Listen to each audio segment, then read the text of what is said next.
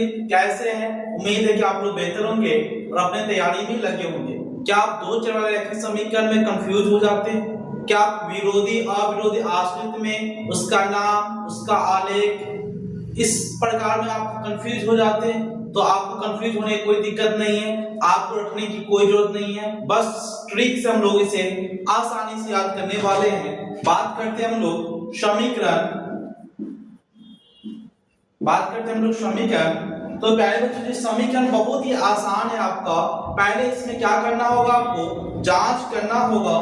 जैसे हम एग्जांपल लेते हैं, जैसे वीडियो के अंत तक बने रहिएगा तो आप वादा यकीन दिलाते आपको रटना दोबारा नहीं पड़ेगा, कभी भी लाइफ में आपको रटना नहीं पड़ेगा। बहुत ही आसानी से आप इसका आंसर आप निकाल सकते हैं।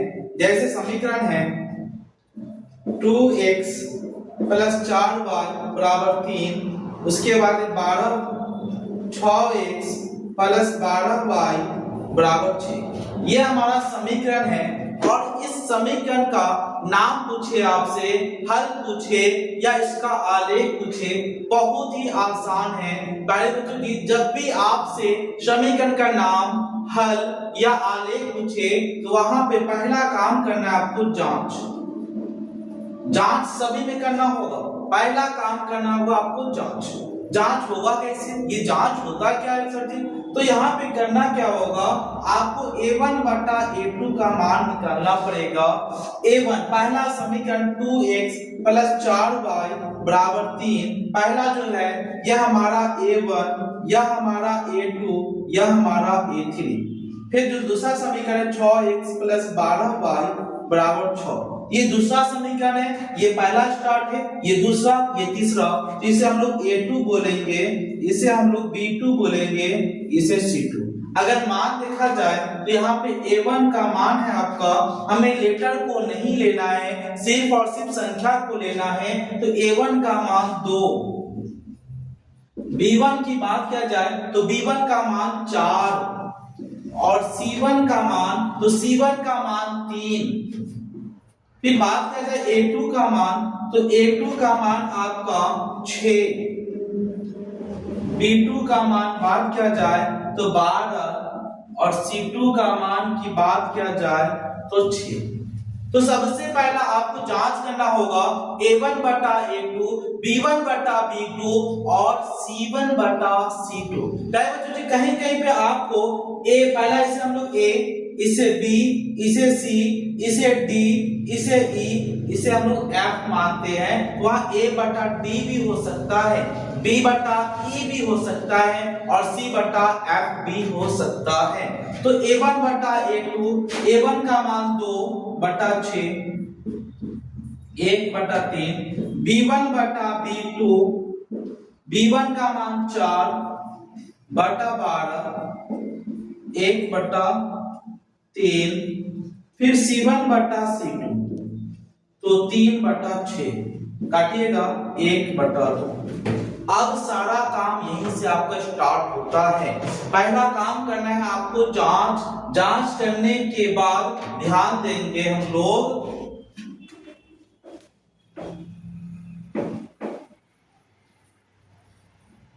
यहाँ पे हम लोग जांच कर लिए। अब जांच करने के बाद क्या करना है, a1 बटा a2 बराबर b1 बटा b2 not equal to c1 बटा c2। यहाँ पे 1 बटा 3, 1 बटा 3 और यहाँ पे 1 बटा 2 आया था। कहने का मतलब a1 बटा a2 b1 बटा b2 का मान बराबर था और c1 बटा c2 का मान बराबर नहीं था।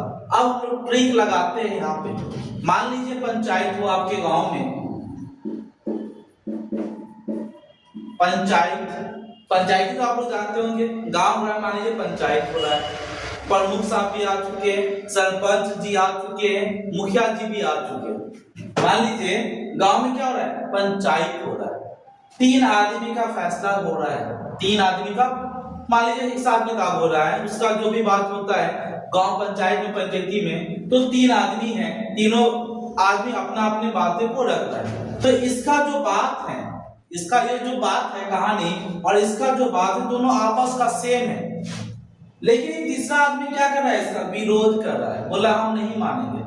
गांव ग्राम में आप लोग पंचायती होता है तो आप लोग देखते होंगे कि कुछ आदमी की बात में सपोर्ट में आदमी रहता है, लेकिन कुछ आदमी बोलता है हम नहीं मानेंगे इस फैसला।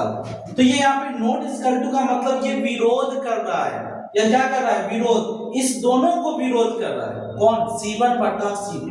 ये दोनों बराबर है, ये दोनों बराबर हैं, ये C1 बटा C2 इसका विरोध कर रहा है। तो विरोध कर रहा है तो यहाँ पे क्या कोई फैसला लिया जाएगा जब कोई आदमी, दो आदमी की बात सही हो लेकिन तीसरा आदमी बोलेगा हम नहीं मानेंगे। यानी कि आप कोर्ट में देखते होंगे कि तारीख पे तारीख, तारीख पे तारीख, तारीख पे तारीख सुने होंगे। काहे होता है, क्योंकि वहां फैसला होता है, अपनी अपनी बातों को रखते हैं, और कोई आदमी वहां पर अगर विरोध कर देता है तो वहां पे फैसला उस दिन नहीं होता है। जज साहब बोलते हैं फिर अगला डेट को फैसला होगा।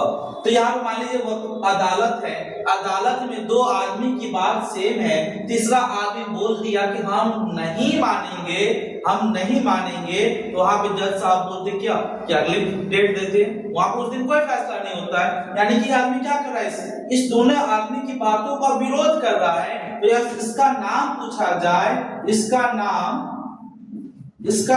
पूछा जाए तो यह आपका विरोध कर रहा है, तो यह आपका विरोधी समीकरण। कौन समीकरण हो जाएगा, तो यह आपका विरोधी समीकरण हो जाएगा।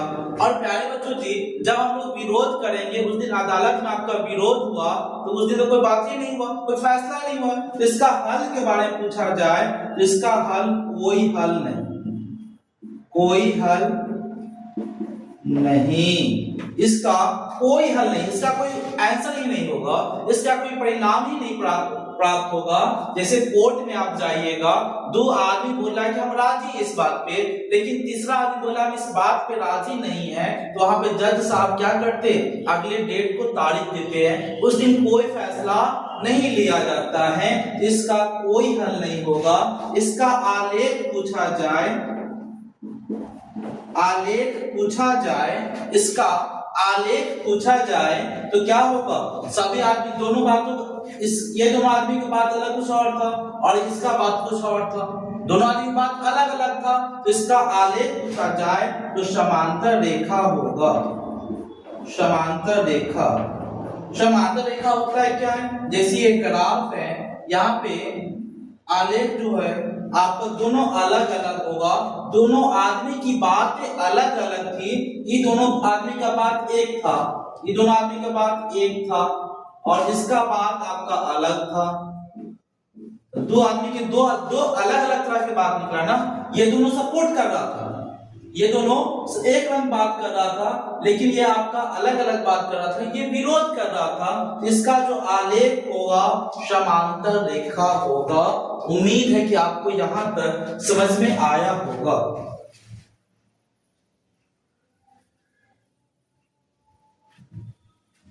प्यारे बच्चों जी, तीन ही शर्त आपका निकलेगा। पहला शर्त दो को बराबर होगा, तीसरा बराबर नहीं होगा। दूसरा शर्त है आपका, यदि A1 बटा A2 not equal to B1 बटा B2 not equal to C1 बटा C2। यदि आप समीकरण को जांच किए, इसका मान कुछ और आया, इसका मान कुछ और आया, इसका मान कुछ और ही आया, मतलब तीनों का मान अलग अलग हो, तो यहाँ पे नॉट इक्वल टू उसको बोला जाता है। यानी कि अब जब मान लीजिए आप अदालत में गए और इसका बात कुछ और है, इसका बात कुछ और ही है और इसका बात कुछ और ही आ रहा है, मतलब किसी की बात बराबर नहीं है, सभी लोगों की बात अलग अलग हो, तो यहाँ पे ध्यान दे, कोई किसी का विरोध नहीं कर रहा है, सबका अपना अपना अलग अलग बात है। इसका मान कुछ और ही है, इसकी बात कुछ और ही है और इसका बात कुछ और ही है, मतलब कोई किसी का विरोध नहीं कर रहा है, मतलब इसका नाम अविरोधी। इसका नाम पूछा जाए तो अविरोधी, अविरोधी समीकरण, अविरोधी समीकरण। यानी कि कोई यहाँ पर किसी का विरोध नहीं कर रहा है, और जब कोई किसी का विरोध ही नहीं करेगा तो उसका परिणाम तो प्राप्त होगा। इसका हल पूछा जाए, हल, तो इसका एक हल या अद्वितीय हल, अद्वितीय हल। इसका आलेख की बात किया जाए, आलेख, तो आलेख जो होगा प्रतिच्छेदी रेखा, प्रतिच्छेदी रेखा। प्रतिच्छेदी रेखा का मतलब है जैसे आप मान लीजिए ग्राफ का लाइन है, कोई भी एक लाइन एक दूसरे कहीं पे काट दे, प्रतिच्छेद मतलब एक दूसरे को काटना, तो कोई एक बिंदु पे काटेगा ना, कहीं पे एक ही बिंदु पे ना टच करेगा, तो यह आपका प्रतिच्छेदी रेखा जब कोई किसी का बराबर ना हो, जब कोई किसी का विरोध ना करे, तो यहाँ पे क्या हो जाएगा, उसका एक हल होगा अविरोधी समीकरण, और इसका आलेख होगा प्रतिच्छेदी रेखा, इसका आलेख होगा प्रतिच्छेदी रेखा। तीसरा शर्त है आपका